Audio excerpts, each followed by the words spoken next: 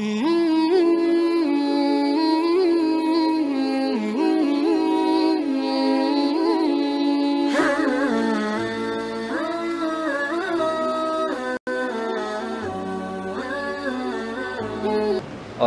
kita bersama dalam beribadah ketika seorang mukmin itu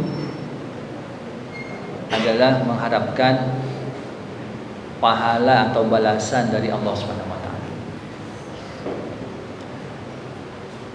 Dan kita sekarang berada di bulan yang istimewa, mendapatkan perlakuan yang istimewa dari Allah Subhanahu wa taala, dan juga mendapatkan balasan yang khusus juga dari Allah Subhanahu wa taala terkait dengan ibadah puasa ini. Kalau ibadah lain bisa ditakar apa dan berapa kira-kira pahala yang akan diberikan oleh Allah Subhanahu wa taala.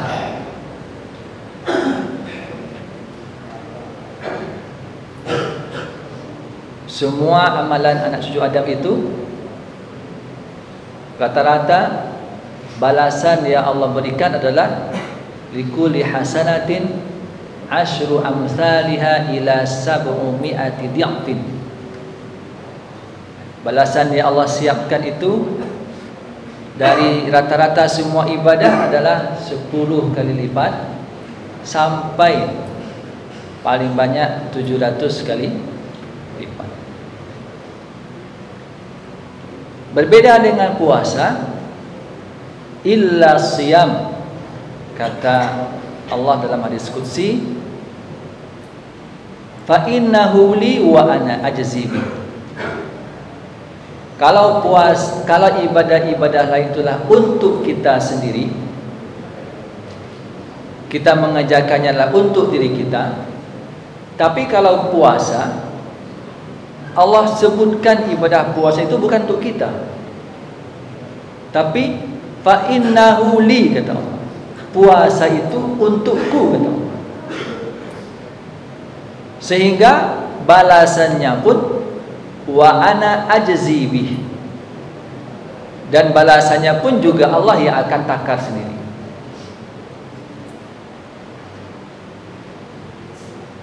Dan secara umum anak usaha semua, tentu semua balasan kesimpulan dari semua amal soleh yang kita harapkan di dunia ini, balasan di hadapan Allah adalah berkumpul dan mendapatkan surga Allah Subhanahu wa taala.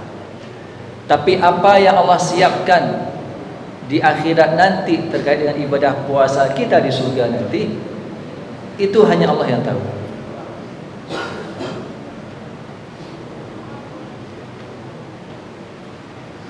Dan pembicaraan terkait dengan masalah balasan-balasan atau apa yang Allah siapkan di akhirat nanti terkait dengan amal-amal soleh kita, terkait dengan surga di akhirat nanti, memang banyak diungkapkan dan banyak diceritakan ya di Ramadan ini. Kenapa? Karena di Ramadan semua orang sedang bersemangat-semangatnya beribadah. Semangat kolektif untuk mentaati Allah Subhanahu wa taala.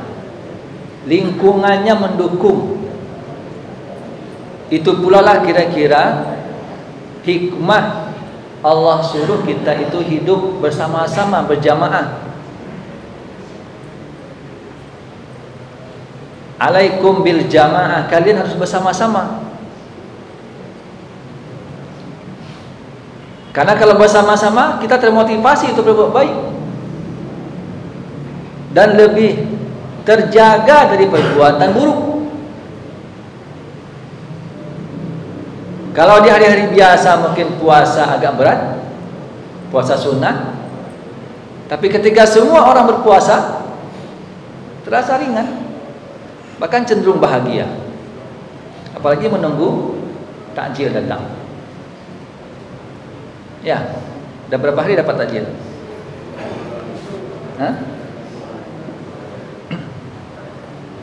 Karena memang Allah setting ibadah puasa ini adalah ibadah yang endingnya adalah happy ending. lis-shaim farhatani. Bagi orang berpuasa itu dua kebahagiaan. Kebahagiaan pertama apa? Inda fitrihi, ketika dia berbuka. Gak ada rasanya anak risalah yang ketika berbuka cemberut. Pasti ketika berbuka wajahnya semua sumringah. Apalagi dapat kiriman-kiriman. Kiriman dari ini, kiriman dari itu.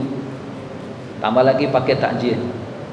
Udah seperti 3 paket makan sekali iftar. Habis itu tarawih kantuk-kantuk. Kenapa? Kekenyangan. Nah, kalau urat perut ini kencang, maka urat mata akan menjadi kendor. Turun aja dia terus. Tapi kalau perut ini dikendalikan, ditahan sedikit, maka tarawih itu pasti semangat. Tapi kan kadang-kadang kita puasanya masih puasa balas dendam. Puasa, habis itu pas berbuka libas semua. Ya, seperti akan habis semuanya. Ternyata juga enggak habis. Maka anak Ustaz, pertama kebahagiaan puasa itu ketika berbuka, dan yang kedua kebahagiaan yang Allah simpan nanti bagi orang berpuasa adalah inda liqa'i rabbih, ketika bertemu nanti dengan Allah Subhanahu wa taala. Disitulah nanti Allah akan penuhi janjinya. Allah berikan semua yang Allah janjikan, khusus masalah puasa juga akan Allah tunaikan nanti semua.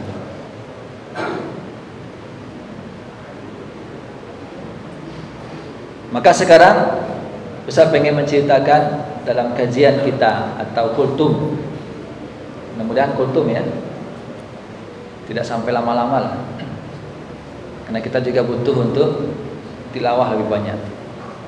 Ceramah ini hanya sekedar selingan saja. Maka kita pengen melihat, menghidupkan kembali semangat beribadah kita dengan orientasi kita kepada surga Allah Subhanahu wa taala. Anak-anak Ustaz, di Ramadan ini surga Allah itu memang seperti di depan mata kita. Dan tiap-tiap sebentar orang membicarakan masalah surga. Bahkan disebutkan dalam riwayat, di puasa ini surga-surga itu semua bersolek, berhias diri, karena dia akan dibuka seperti open house. Kita aja open house bersolek kita kan, berupaya untuk tampil sebagus-bagusnya. Maka surga Allah juga ketika Ramadan ini dibuka, semua terbuka, semua pintu surga dibuka. Dalam hadis pintu surga itu ada 7, dan di setiap pintu itu ada lagi pintu-pintunya. Berarti sekian banyak pintu masuk ke dalam surga itu. Tapi Allah khususkan satu, ada pintu yang namanya Rayyan, khusus bagi orang-orang yang berpuasa saja. Bagi yang tak berpuasa tak bisa masuk pintu ini. Dan kalau bicara tentang surga dan neraka semua, tentu berbicara masalah nikmat. Sesuatu yang indah-indah, sesuatu yang diidam-idamkan. Dan Allah pun menamai dan menyebut apa-apa yang nikmat di surga itu dengan nama-nama yang disenangi oleh manusia. Apa nama-nama yang disenangi oleh manusia? Istana, rumah, apa lagi? Berlian, emas, istri. Tapi kalau istri enggak salah bahas antumnya, karena belum beristri kan. Kalau dalam kajian para ustaz nanti boleh lah. Apa lagi? Taman-taman. Semua yang indah-indah, buah-buahan, sungai,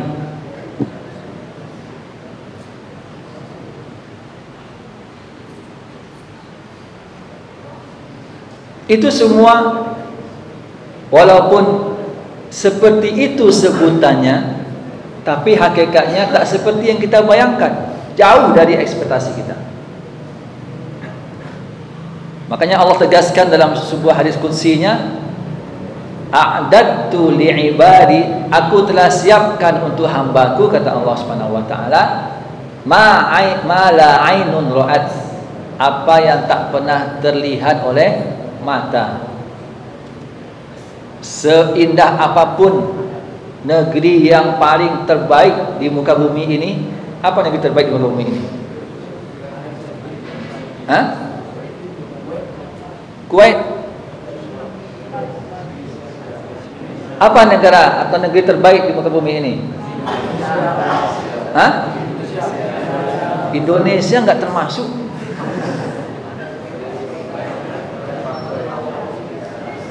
Ustaz tadi browsing negara-negara terbaik dan terindah di dunia ini, nggak masuk Indonesia. 10 terbaik nggak masuk Indonesia.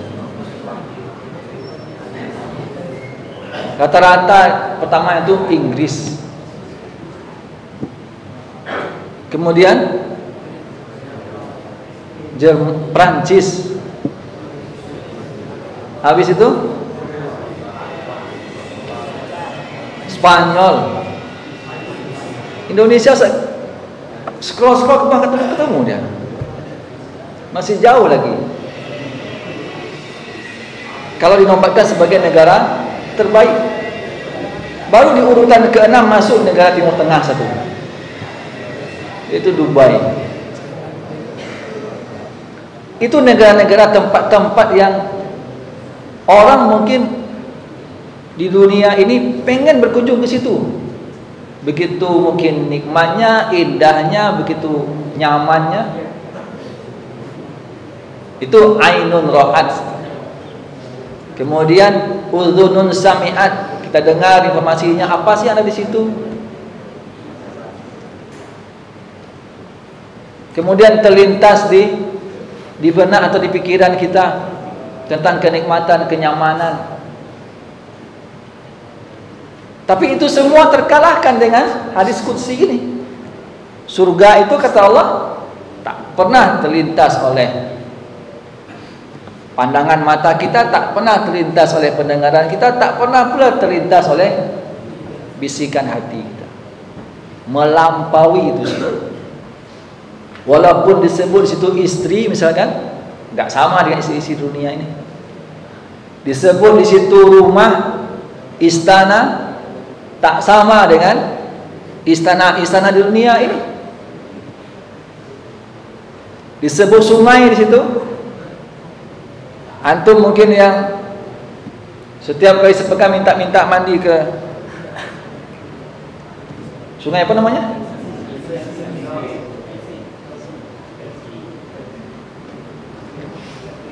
Itu tak jauh lah, tak sebanding lah dengan sungai yang disebutkan.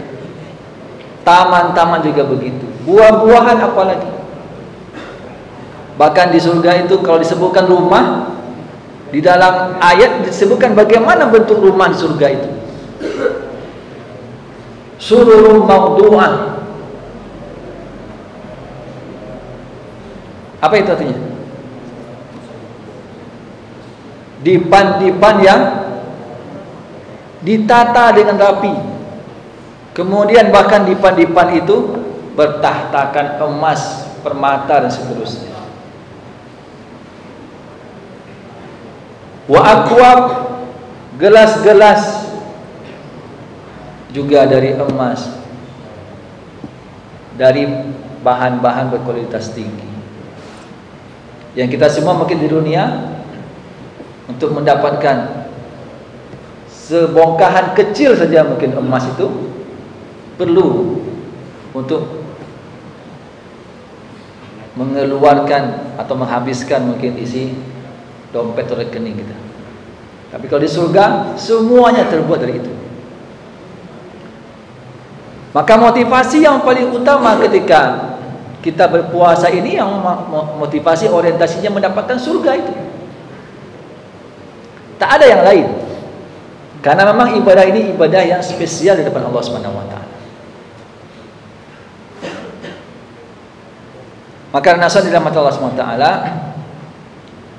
ketika Allah sudah menyiapkan, mengiming-imingi hal-hal yang luar biasa kepada kita dalam ibadah Ramadan ini, tentu seharusnya semua jiwa kita terpanggil untuk mendapatkannya. Diiming-imingi di dunia ini, misalkan dapat door prize, semua bersemangat untuk ikut.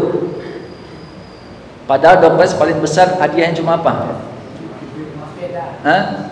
Sepeda cuma yang paling tinggi. Berapalah harga sepeda?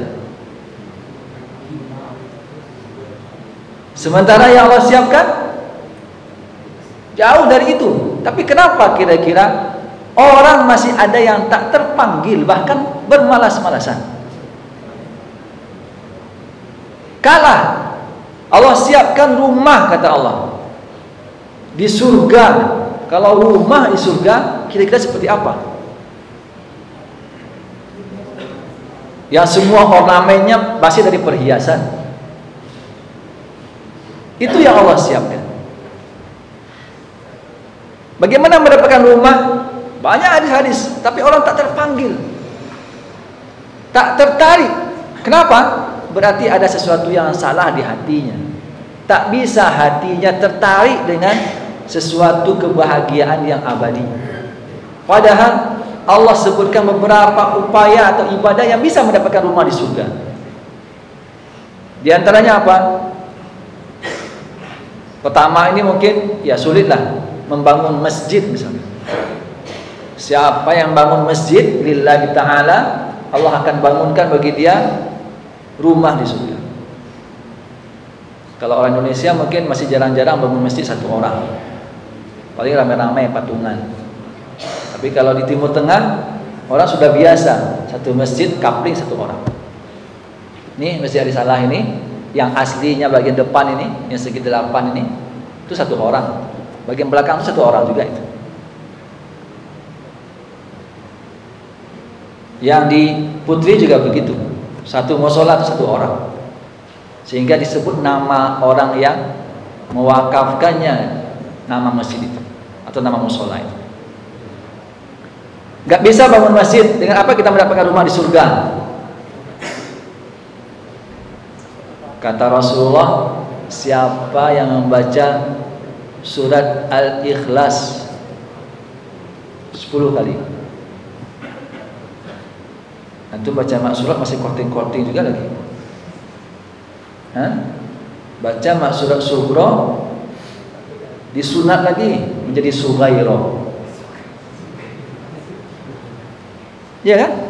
Sudah baca Sugro yang harusnya 3 kali, dipangkas lagi menjadi sekali. Apa yang dapatkan balasannya lagi? Padahal kalau lengkap dibaca, Al-Ikhlas dibaca, kalau sampai 10 kali dibaca, Allah berikan, Allah siapkan surga, rumah di surga. Mau rumah di surga? Ada yang enggak mau? Ini antara aku udah enggak tertarik dengan surga ya. Begitu mudahnya Allah berikan, tapi hati orang kadang tidak terpanggil.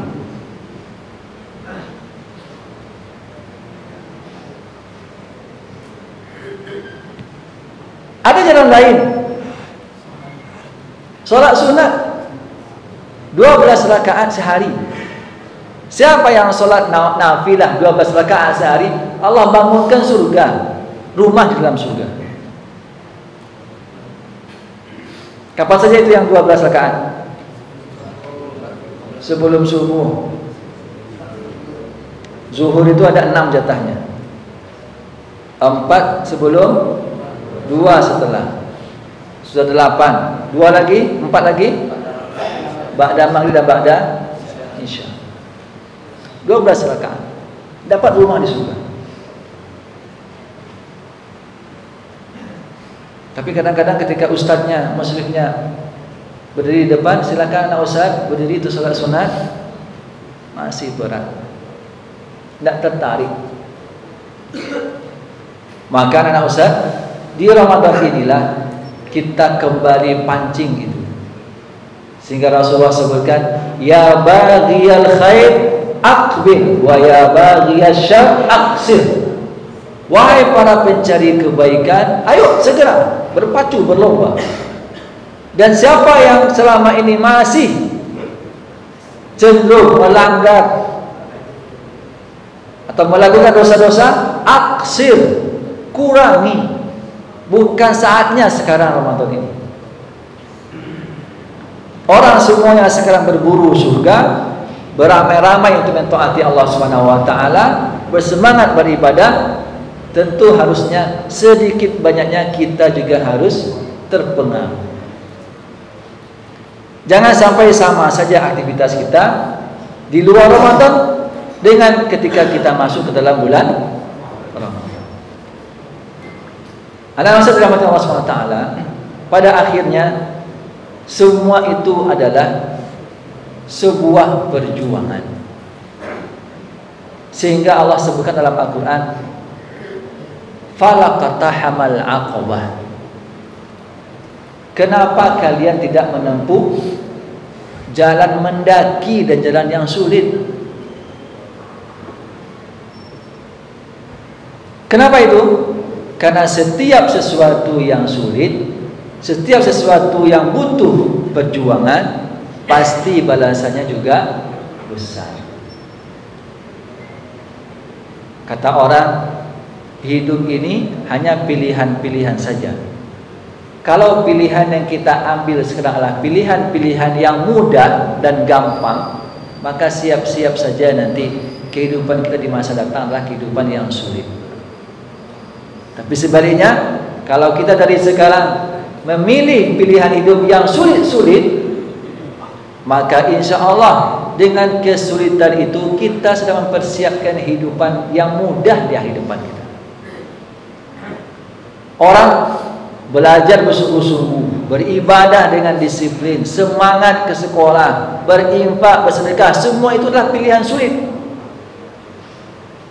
Bangun di tengah malam, tilawah 1 juz sehari, itu adalah pilihan-pilihan sulit. Belajar serius, pilihan sulit itu semua. Tapi itu adalah rangkaian, ibaratkan puzzle yang akan menghadirkan nanti kehidupan yang baik di masa depan. Tapi sebaliknya, kalau antum memilih pilihan-pilihan mudah sekarang, tidur berjam-jam, bolos ke sekolah, apalagi ini itu melanggar pilihan-pilihan gampang yang diambil, sedikit-sedikit pusing tak hadir ke sekolah, pilihan-pilihan gampang yang diambil, maka antum pada hakikatnya sedang mempersiapkan kehidupan yang sulit di masa depan antum. Siap-siap saja nanti. Makanya Imam Syafi'i mengatakan apa? Siapa yang tak sabar dengan kesulitan menuntut ilmu, maka dia harus sabar nanti dengan pedihnya kebodohan di masa datang. Gak sabar sekarang belajar bersungguh-sungguh, tak sabar sekarang ke sekolah setiap hari, tak sabar sekarang tilawah, ibadah dan seterusnya, maka berarti kita sedang mempersiapkan hari depan kita yang buruk dan sulit. Begitu juga dengan akhirat. Kalau kita sekarang ini bersusah-susah, berpayah-payah, berletih-letih, kita sedang mempersiapkan hari masa depan akhirat kita yang cerah dan menyenangkan. Lelah dan sakitnya kebaikan itu, dia akan hilang dan akan diganti oleh Allah Subhanahu wa taala dengan kesenangan yang berkepanjangan dan tak ada ujungnya. Tapi senangnya dosa, nikmatnya dosa, enaknya sekedar kelalaian, semua itu akan hilang nikmatnya dan akan berganti nanti di ujungnya dengan kesulitan yang tak akan berkesudahan. Maka semoga Allah SWT memberikan kita taufik, dibukakan hati kita, dibukakan hidayah untuk kita semua, sehingga kita bisa memaksimalkan Ramadan ini menjadi tabungan amal soleh yang sangat besar untuk kita. Jangan sia-siakan, walaupun letih ditahan, walaupun ngantuk dilawan, agar kita kelak nanti tersenyum di hadapan Allah SWT.